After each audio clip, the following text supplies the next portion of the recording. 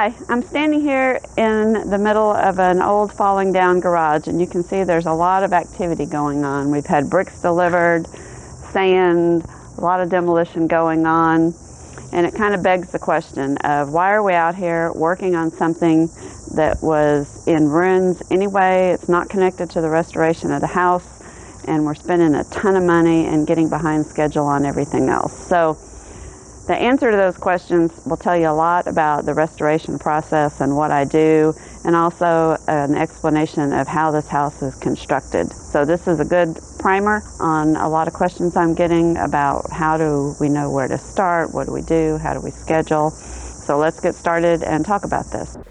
I've chosen to call this one Garage Folly because folly is defined as a lack of good sense or foolishness, and I think that might apply to me buying this house.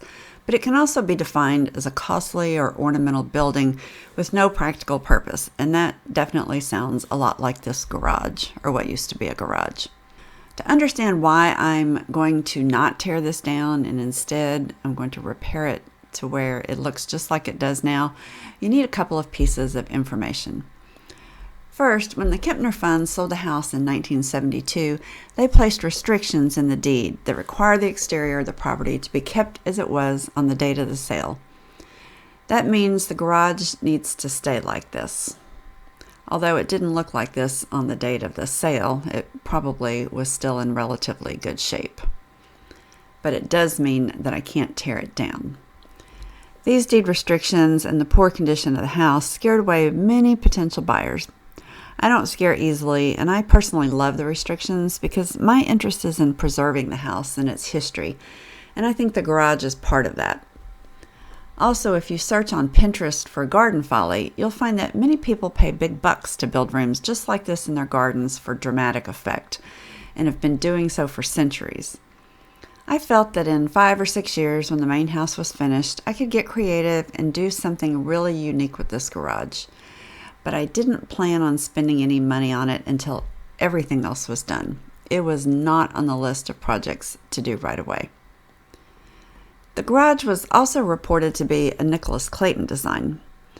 When Clayton designed the house in 1892, he drew plans for a garage, and you can see that at least the front of the garage looks very similar to those plans. However, I think the similarity ends there. I've been doing a little research, and my first clue as to what the garage might have looked like before it fell down was from Sanborn maps. These maps were detailed surveys of entire cities to help the fire departments respond to fires. They contain very specific information about the location of buildings, the construction materials used in those buildings, and they were updated every few years. For this property, I have maps from 1889, 1899, 1912, and 1947. In 1912, the garage today didn't exist. I know that when the house was purchased by Eliza Kempner in 1917 or 1918, the garage was there. So it had to have been built sometime between 1912 and 1917. The 1947 Sanborn map shows how the garage was built with brick because it's in pink, and it's also marked as a one-story. If it were a one-story building, it's not the Clayton design. His design was 2 stories with quarters on the second floor. These Sanborn maps were traditionally very accurate, but they can have mistakes. As I said, I didn't plan on spending any money on the garage, but the vines did need to go. All the things that can damage a brick building warrants its own video, but for now, let's just say vines are bad. It turned out to be a big job and once again created a ton of trash to deal with. I'm the designated trash crew because my labor is free, and my contractor will leave me his trailer on site and I fill it up, and then he dumps it for me when it's full. And I was not looking forward to cleaning up this mess, but boy did I get lucky. 3 guys showed up with their own trailer one day and offered to haul all the trash for $750, and I jumped on that deal. Unfortunately, I have a big problem with watching other people work, and it was a hot day, and they underestimated the time it would take. There was also this massive pile of termite-eaten lumber on the side, and I ended up helping for about 5 hours. but it was still a blessing to get everything done and get the property relatively cleaned up. It would have taken me weeks. Once all this was cleaned up and done, I could really do a thorough inspection, and I can't say it enough. The inspection was not good. But first, let me show you another clue as to what the garage may have looked like that was revealed when the vines were removed. In this picture, you can see just above the red line I've drawn that there's copper flashing embedded in the interior of the brick wall. Notice how it slopes dramatically. This also indicates that there was a flat roof on the garage. The interior wall is plastered above the line of flashing. Again, that's consistent with a flat roof. This supports what the Sanborn maps said about it being a one-story building originally. Now, it's not to say that it wasn't altered at some point in time, but I need to do a little more research before I can say definitively what transitions this building went through over time. Anyway, back to the condition of the garage. I think it's worth taking some time here to talk about what's going on, because it lays a foundation for understanding what's happening in the main house and some serious problems we're addressing there in a really simplified example with just one wall without a lot of complications. So it may be a little dry. The synopsis is when you cut a hole in brick, things fall down. You can now go to the end of the video if you're not interested, but if you want to know a little more detail, bear with me and it will make sense at the end. So let's start with what we found. Lots of cracks coming up from the corners. These cracks actually go all the way through to the back. You can see the mortar and the bricks are locked together. When you break that bond and have a crack, the things start moving independently. Basically, this whole middle section is broken free and is just sitting balanced on this beam pretty precariously.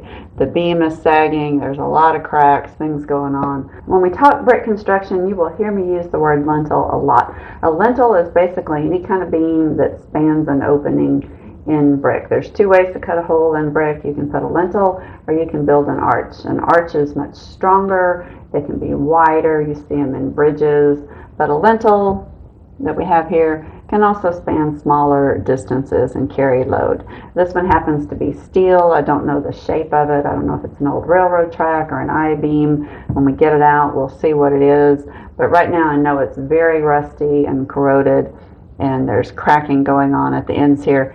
The reason those ends are so important is that everything above this lintel in the shape of a right triangle, that is the weight that comes down and rests on this lintel and gets transferred to this end. The lintel's not really doing anything outside of that triangle. The end of this lintel only extends 6 inches across this brick.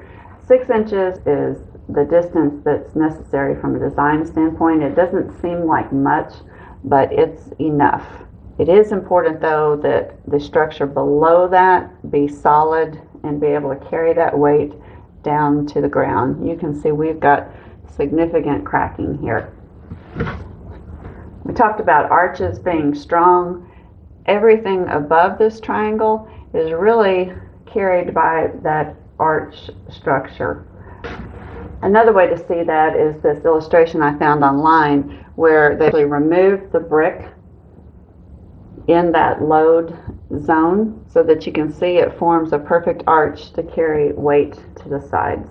Once that weight gets carried down to the ground, it's important that you have a solid structure to hold that weight and not let this whole building sink into the ground. We can't see it, but underneath the grade level here is some kind of a footing that was designed to carry all that weight and spread the load out over a wider area so that we don't get anything sinking. We can't see it here, but the engineer thinks it's sound. There's no signs of sinking or deflection in this. Unlike the front porch, which we will talk about later, there's serious problems that we're going to have to address. So fortunately, we don't have them here. In addition to this load triangle, there's another triangle called the interaction zone. That has to do with protecting the integrity of that arch. If you start cutting into that or making intrusions into that, you damage that arch's ability to carry load back to the ground. Now you can make intrusions in there if you want to. It just changes the calculation of load on this beam, and this beam has to be designed to carry whatever load. So in this example, we have a window cut right in the center. It's not going to do anything. If anything, it's going to take load off the beam because load can still carry to the sides. Likewise, if you move outside of this load interaction zone, you can cut windows and not affect the calculation of the beam. Now you do have to be careful and put lintels above this window and know the weight over that, but you're not affecting the calculation that we're worried about in this area for this garage door opening. I like to think of this garage opening or the effect of lintels kind of like a giant Jenga game. If you were to pull out everything from the bottom of the Jenga game, it would collapse because you weren't paying attention to what was holding up the things above it and how that weight was going to the ground. You hear on all the home improvement shows all the time that they want to take down a wall, but they have to know if it's load bearing first. Well, that's because this concept of, is that structure that you're taking out holding something up above it, or is it just there as a partition? In this case, our lintel is holding something up above it. What they've done in the garage here is just beyond all logic. I can't even find a textbook example of it because it's just such a stupid thing, and I don't use that word lightly, that no one would do this. They have cut windows not only into the interactive zone, but right down here in line with the lintel, destroying any path for weight to get to ground other than this little tiny point right here. And what they've done is expanded this load zone from here out to here where these black lines are, because the load that was trying to go this way now hits air. It hits a window. It can't jump air to get down here, and it can't travel all the way around here to get around it. So instead, it's coming back and hitting this lintel. So you have much more weight than the original design. And let me show you visually how I think of that. I took our initial load zone triangle and just inverted it, and you can see that it fills that path where I had drawn the lines before. So it's got 1, 2, 3 times the weight that this was probably designed for. One thing that tells me is that an architect probably did not do this, that this was a modification made after the fact. The end result of all that weight coming down on those corners is really visible when you look at it from the side. This is what the structural engineer saw, and this is what scared him so bad, and the masons that looked at it. There's a deep crack here that's that first width of brick, which is the layers of brick in a wall. They call them a width. It's broken away and it's deflecting out to the side. At any point, this beam could fail and fall, and we're right up next to an apartment building and a courtyard where people are all the time. It could be a catastrophic failure, which is the reason that this went from being something that was not on my list to do to being the only thing that we are working on right now. And I have some rules that I go by generally. People ask me all the time, how do I know where to start? What do I do first? Well, I start with safety, then security of the property, stopping further damage, structural systems. It goes down from there. But this went from being a nice thing to do to a #1 safety issue because human life is involved. I think it's sad and tragic, but it's in the news right now, so I want to talk about it. The condo collapse in Florida is a prime example of what happens when you have slow, gradual deterioration of a structure, and then you hit a tipping event that brings the whole thing down. I don't know what happened there, but I know this could be something as simple as a dump truck driving by and causing excessive vibration and setting up some kind of resonance and causing this to fall. But when it does fail, it could be catastrophic, so it's got to be fixed. So now that it has to be fixed and I don't really have a choice, the question becomes what method to use. There's a couple of ways you can do this. You can prop everything up and repair This is from the Lucas Apartments, which is just a couple blocks down on Broadway, my other property. And you can see the crack above the window that comes up at a perfect 45-degree angle because we've had a lintel failure here. In this case, we were able to put in a support beam and hold up the wall and do a repair in place. Not only are we supported here, but we're supported inside the structure as well. These temporary posts hold a support beam that takes all the weight off from these floor joists here. Now, that's something that's a little bit different about this window and actually a little scarier. The garage was just an open wall by itself, just holding the weight of the wall. This lintel was actually holding the weight of the wall, but also the weight of the floor and up all the way to the roof, holding the weight of the roof structure. So that was a tremendous amount of weight on here, not just the wall weight.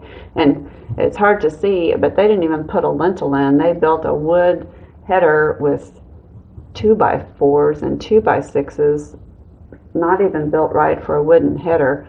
It's a wonder that this whole thing did not collapse and fall down. And you can see that we carried that structure up to the second floor to hold up the roof, again, to take the weight off of the wall. We looked at ways to support this structure, but the masons and the structural engineer really could not come up with a way that they were comfortable with to do it safely. So the decision was made that the whole thing had to be demolished and come down. So they started at the top, taking weight off and slowly removing course by course the brick. Hopefully with the scaffolding and working from the top down, if there was a failure, the wall would fall down, maybe knock the scaffolding over, but they would not be underneath the weight of the brick and be seriously hurt. Fortunately, all went well.